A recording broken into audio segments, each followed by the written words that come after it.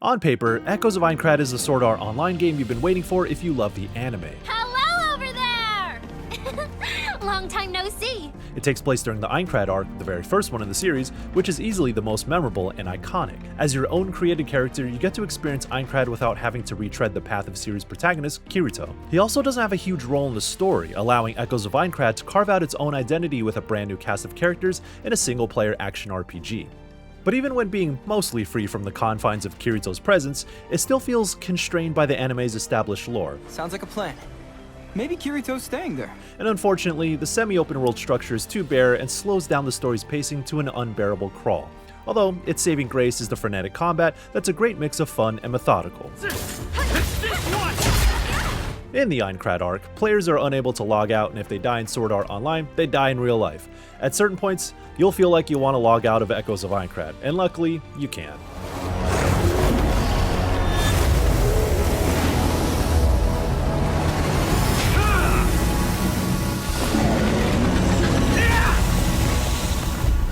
The story starts off with a warming welcome. As a new player, you meet up with a few other newbies, including the friendly and dependable Iori, Let's get over there quick. as well as the bubbly Sayu. He said he was excited to come back for launch day, though. The prologue is cleverly disguised as Sword Art Online's beta, providing you tutorials on how to play like a real video game would. It makes for imaginative immersion, and by the end of the prologue, you and your friends make a promise to meet up again once Sword Art Online officially launches.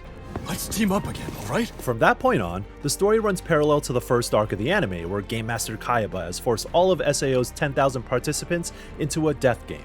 In order to escape, they must fight their way through all 100 floors of the floating castle, Aincrad. However, Echoes of Aincrad mostly sidelines this to tell its own story. Your MC and a few of the other key characters find themselves equipped with mysterious brooches that periodically show them visions of an apocalyptic future, subsequently giving them a special quest in their log to prevent it, all while trying to reach floor 100 and escaping. It's like a subplot to the anime, but it's well implemented. The permadeath threat is still ever present, but it's given new context because if this doomsday event occurs, then everyone is dead anyway. It doesn't take away anything from the anime and actually supplements it.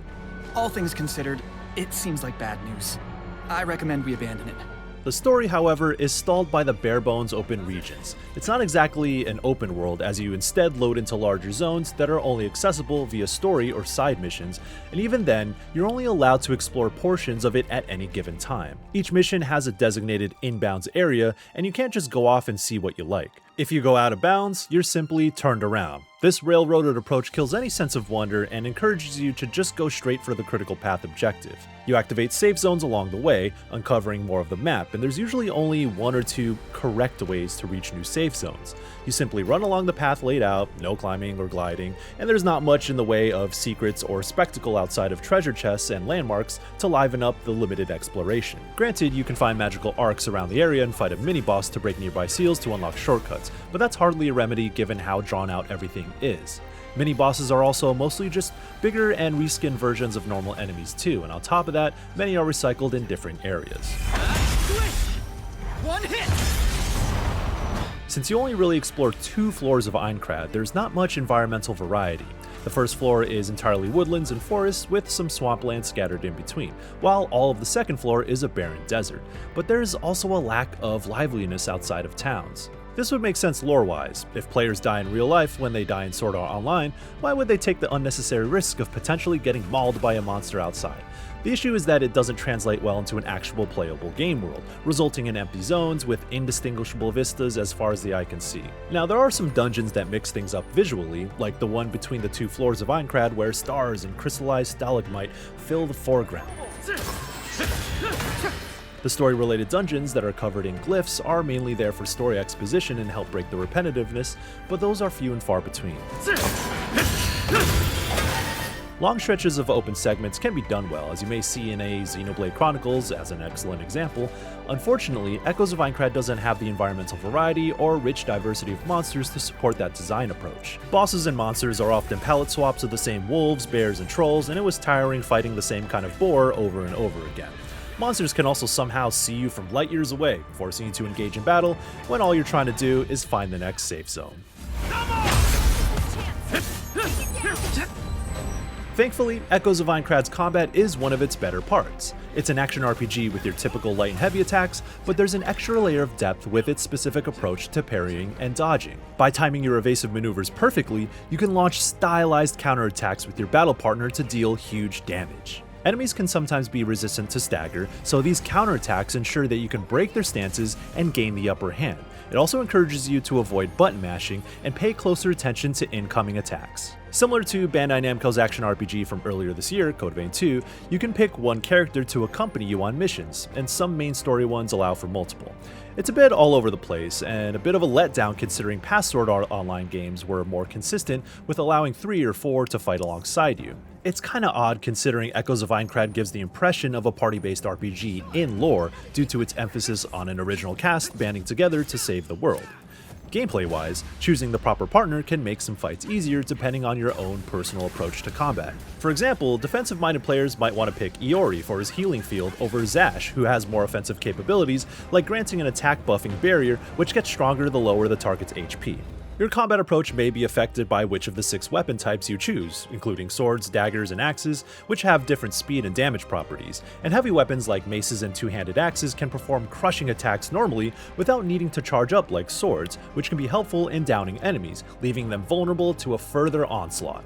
It's hardly revolutionary, but you're able to experiment to find your preferred playstyle and switch it up without penalty. You'll also learn sword skills, which are flashy attacks that consume SP. These skills add the kind of visual flair you'd expect from an action RPG and have special properties that tack on unique status effects. As examples, the rapier's oblique lunge sends you downward and emits a shockwave for extra damage, while the two-handed sword's cascade skill inflicts severing damage that can potentially dismember enemies and change their attack behavior, giving combat a Monster Hunter light sort of edge. Since you can only equip 3 sword skills per weapon, you'll have to be wise about which ones you pick, adding another layer of strategy to the combat. The straightforward nature of Echoes of Aincrad's other systems are appreciated. Every time you level up, you're given a certain number of growth points to allocate to your attributes, and the menu makes it clear how each attribute impacts your capabilities. There are certain buffs like faster attack speed and bonus XP gains earned by reaching certain attribute levels, providing more incentives to invest in some stats over others depending on what you want to emphasize. The customization and weapon modification systems are highlights as well. You'll get a ton of weapons and items through enemy drops, which gets overwhelming, but a town's blacksmith can turn any unwanted weapons into materials to level up your favorite ones and declutter your inventory. You can also transfer their passive abilities by sacrificing the weapon that has the ability you want to extract, making it so easy to create your ideal weapon. Now, what's an RPG without a bit of post-game grind? After you're done with the main story, you get access to Warped Dungeons, randomly generated roguelite-style dungeons where you earn keystones. These give you buffs that can increase your base stats that should prepare you for the most challenging content that Echoes of Aincrad has to offer.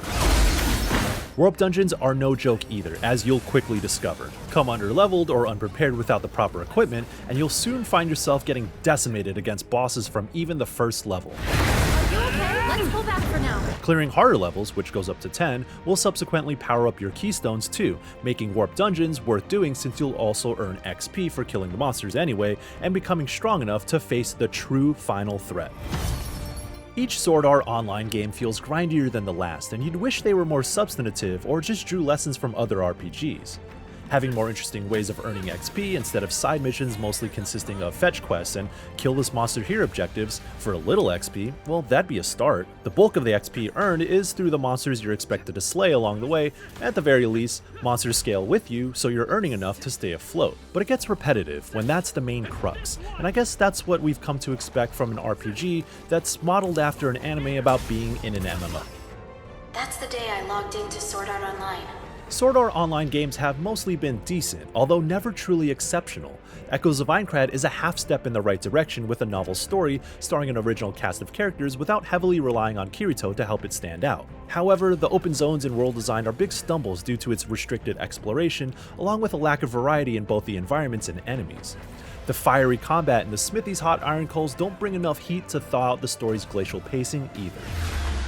So Echoes of Aincrad may seem like the dream game for a hardcore SAO fan, but divorced from the anime's branding, it's just a passable action RPG. If you're looking for more on action RPGs, check out our reviews of Code Vein 2 and The Adventures of Elliot: The Millennium Tales. And for everything else in the world of games, stick with IGN.